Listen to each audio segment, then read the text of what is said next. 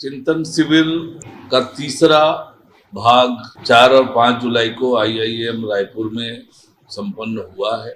कई महत्वपूर्ण विषयों पर अलग अलग विशेषज्ञों ने अपने विचार रखे। गौर गोपाल दास जी मोटिवेशनल स्पीकर का मार्गदर्शन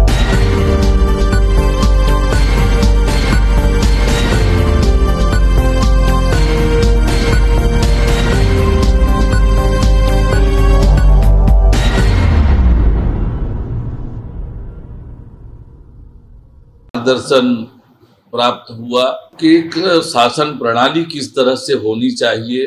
पौराणिक बातों का उल्लेख करते हुए उन्होंने ये विस्तृत रूप से जानकारी दी कि किस तरह से शासन तंत्र होना चाहिए, शासन प्रणाली होनी चाहिए।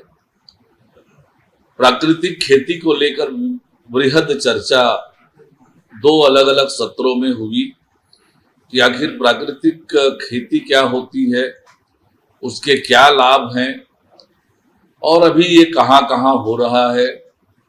हमारे राज्य के भी कुछ जिलों में प्राकृतिक खेती कुछ किसान करते हैं। प्राकृतिक खेती कम लागत में अच्छी खेती है और बहुत लाभदायक खेती है, ये जानने और समझने को मिला। रासायनिक खेती का क्या नुकसान हमें हो रहा है, इसकी बृहद चर्चा हुई।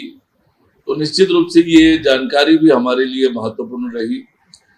पर्यटन के क्षेत्र में छत्तीसगढ़ में हम क्या क्या कर सकते हैं, दुनिया में पर्यटन के लिए क्या हो रहा है, देश के GDP में, छत्तीसगढ़ की GDP में टूरिज्म का कितना योगदान है, क्या संभावनाएं हैं, क्या क्या करना चाहिए टूरिज्म बढ़ाने के लिए, इन सब बातों पर बहुत विस्तार से बातचीत हुई है। ऐसे ही अन्य कुछ विशेषज्ञ अपनी बातों को उन्होंने रखा है। शासन चलाने में, मंत्रियों को नीति बनाने में, योजना बनाने में किन किन बातों को ध्यान रखना चाहिए, कैसी नीति बनना चाहिए, आज की आवश्यकताएं क्या है, दुनिया किस दिशा में जा रही है, इन सब बातों का विस्तार से न केवल विषय विशेषज्ञों ने अपने विचार रखे, वरन चर्चा का सत्र भी लगातार चला है। मंत्रियों ने अपने जिज्ञासा उनसे पूछी है। तो बहुत उपयोगी और मददगार ये चिंतन शिविर होगा।